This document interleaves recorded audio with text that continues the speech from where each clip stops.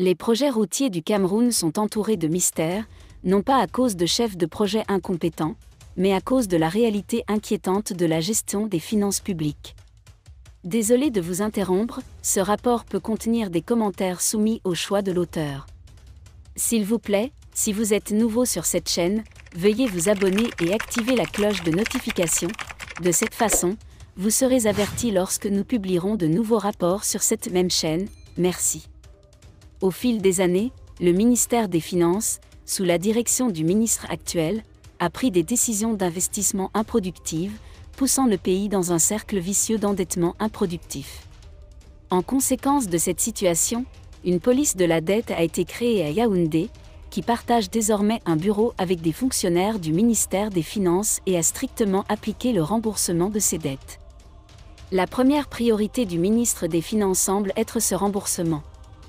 Lors d'une récente réunion au Maroc, le Fonds monétaire international, FMI, a félicité le Cameroun pour avoir rempli toutes ses obligations liées au remboursement de son énorme dette.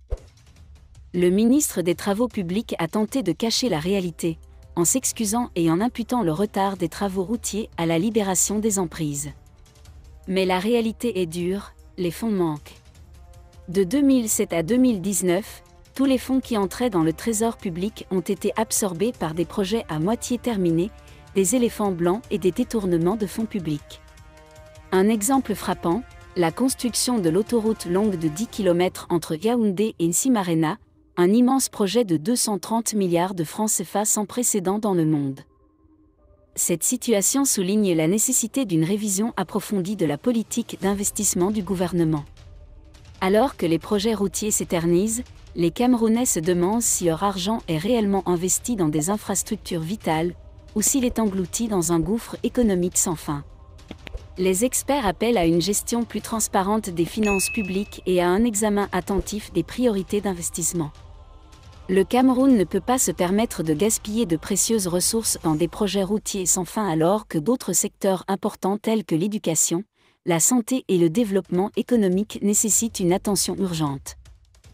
Tous les regards sont désormais tournés vers les autorités, qui attendent des mesures concrètes pour résoudre ce dilemme financier et orienter les investissements vers des projets qui profiteront réellement au pays camerounais.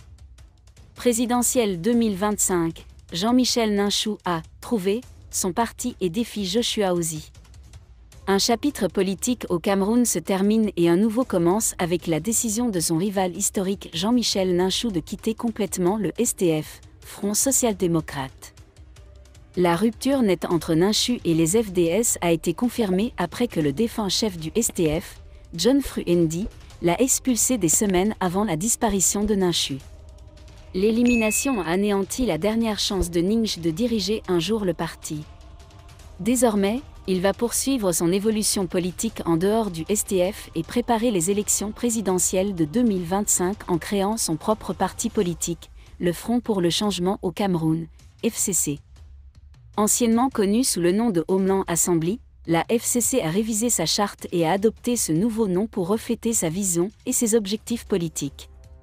La décision de Ninchou de créer le nouveau parti intervient dans un contexte de division politique au sein du STF, caractérisé par des boycotts massifs qui ont conduit à l'expulsion de certains des dirigeants les plus éminents du parti.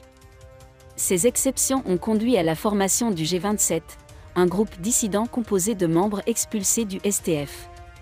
Après des années de préparation, le FCC arrête désormais les dissidents du STF, en particulier les membres du G27, qui ont souffert des effets de la politique interne du STF représentée par le 6.2.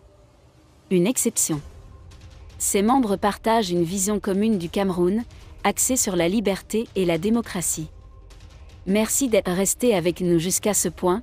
Comme toujours pour promouvoir la liberté d'expression, laissez vos opinions à ce reportage dans la section commentaires ci-dessous. Si vous avez aimé cette vidéo, merci de liker, partager, commenter et surtout vous abonner à la chaîne. Et on se retrouve très vite pour une prochaine vidéo.